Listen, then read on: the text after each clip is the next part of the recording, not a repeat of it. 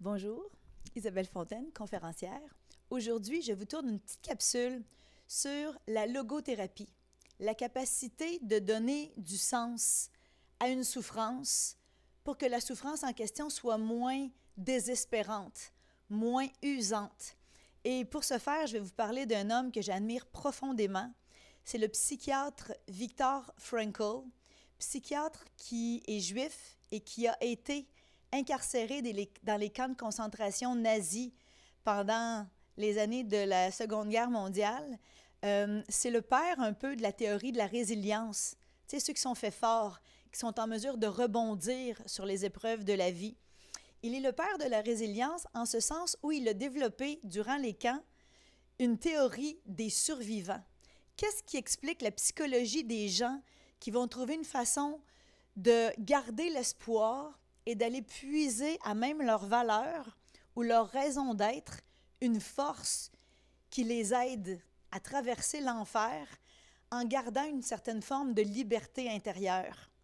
J'en ai parlé en conclusion dans mon livre « Le courage, comment l'activer », mais il a écrit plusieurs livres, dont le livre « A Man's Search for Meaning », qui a été traduit en français, je crois, par Comment donner du sens à sa vie par la logothérapie.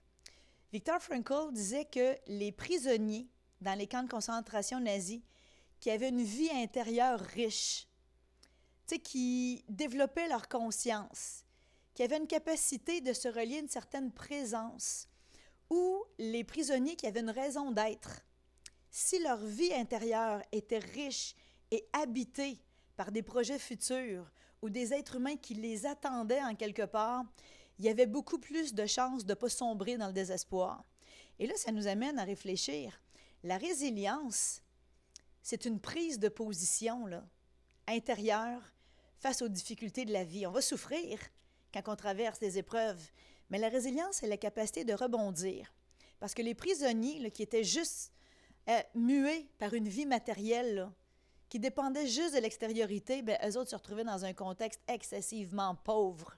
Puis regardez dans notre société, ça revient pas mal toujours aux mêmes choses. Hein? Tout ce qui est de l'ordre de l'extériorité, ce qui est visible, ce qui est mesurable, ce qui est quantifiable, ben ça implique faire quelque chose, avoir, obtenir, paraître, consommer. Mais la vie intérieure, quand c'est relié à l'intériorité, c'est plus dans le monde du subtil, de l'impalpable, de l'invisible, mais c'est néanmoins un genre de feu, là, un feu sacré, une flamme intérieure qui brûle à l'intérieur de nous. Donc, je vais vous faire plusieurs petites capsules sur la vie intérieure parce qu'on peut l'enrichir d'une multitude de sources. On peut se trouver des nouveaux lieux d'approvisionnement en énergie. Puis, dans son livre, le docteur Viktor Frankl a proposé à un de ses patients un recadrage qui m'a énormément touchée. Parce qu'à la fin, quand les camps de concentration ont été terminés, la guerre a été finie, lui, il est retourné à sa pratique. Puis, à un moment donné, il faisait de la thérapie reliée sur trouver du sens. Puis, il y a un médecin qui est allé le rencontrer. Le médecin en question venait de perdre sa femme, ça faisait 2 ans. Bien, ça faisait 2 ans qu'il vivait le deuil de sa femme qu'il avait aimée plus que tout au monde. Ils étaient tout seuls tous les deux, mais il avait eu une vie amoureuse riche, riche, riche. De sorte que le médecin souffrait d'une dépression profonde, puis il était incapable de remonter. Il était incapable de reprendre espoir. Donc là, Viktor Frankl, il reçoit le médecin en question, puis il dit, mais monsieur, il ne pouvait pas lui redonner sa femme. Il ne pouvait pas la ramener à la vie, là. Puis qu'est-ce qu'il pouvait bien lui dire? Fait que Viktor Frankl a fait le recadrage suivant. Il dit, j'ai décidé de lui poser une question. Je lui ai demandé, monsieur, si vous étiez mort en premier, puis que votre femme ait eu à surmonter le chagrin provoqué par votre décès, là, le médecin dit, oh mon Dieu, ça aurait été affreux, comme ça aurait été terrible pour elle, comme elle aurait souffert. Et Viktor Frankl, toujours à la recherche de sens, a dit, bien docteur, cette souffrance-là lui a été épargnée. Et ce, grâce à vous. Parce que puisqu'elle est décédée en premier, là, certes, c'est vous qui avez à payer le prix, parce que c'est vous qui la pleurez. Mais le fait d'être celui qui la pleure, bien, vous lui avez épargné la souffrance. Et là, le médecin s'est retrouvé un peu sous le choc dans son bureau. Il a regardé le médecin, il n'a pas dit un mot. Il a regardé le docteur Frankel, il n'a pas dit un mot.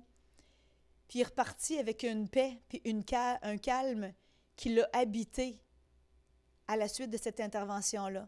Parce que Frankel nous fait remarquer que la souffrance cesse d'être désespérante au moment où elle prend un sens. Parce que lorsque la souffrance prend un sens, elle devient un acte sacré. Et un acte sacré s'appelle un sacrifice. C'est pas très populaire dans nos sociétés aujourd'hui. Hein? On n'aime pas le mot non, on n'aime pas le mot interdit et on n'aime pas le mot sacrifice. Mais on devrait s'entraîner à être en mesure de porter des actes sacrés, des gestes de sacrifice qu'on fait en l'honneur de quelque chose, une dignité, une ossature morale qu'on a. Parce que Dr. Frankel, devant ce médecin-là en dépression qui le consultait, il dit « J'ai pas pu changer son sort puis lui redonner sa femme, mais j'ai réussi à changer son attitude face à son destin en donnant un sens à sa souffrance. » Le médecin maintenant se promène avec la souffrance, mais il sait que l'ayant lui sur ses épaules, ben ainsi il s'assure que ce ne soit pas elle qui la porte. Fait que j'ai pensé que cette petite capsule-là pourrait vous intéresser à en apprendre peut-être plus sur la logothérapie, comment donner du sens, comment travailler avec ses valeurs, parce qu'il n'en tient qu'à nous de lever le voile sur une pesanteur qui peut s'installer dans le quotidien. Et si vous voyez cette capsule-ci puis vous n'êtes pas inscrit à mes infolettres, dirigez-vous sur mon site web isabellefontaine.ca/bonus. Inscrivez-vous pour recevoir les prochaines capsules. Il y a aussi toutes les capsules précédentes qui y sont déposées en archive. Vous pouvez les écouter avec votre famille ou les écouter avec vos équipes. Et si éventuellement vous auriez envie de recevoir une de mes conférences dans vos organisations, allez scruter sur mon site web les différentes possibilités que je vous offrirai. Au plaisir et à très bientôt. Bye bye.